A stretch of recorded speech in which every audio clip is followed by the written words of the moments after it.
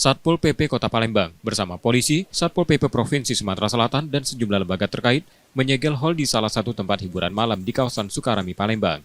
Penyegelan dilakukan dengan memasang stiker segel di garis pembatas di pintu depan dan belakang hal.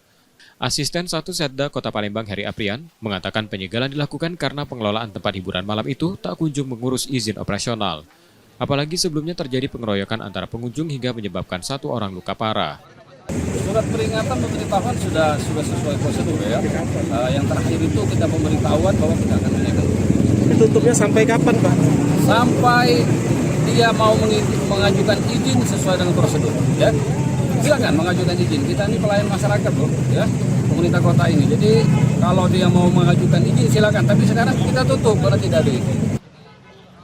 Segel yang dipasang juga tidak boleh dibuka sembarangan. Jika pengelola ingin mengambil barang di dalam hal harus izin Satpol PP. Muklas Diferensial, Kompas TV, Palembang, Sumatera Selatan.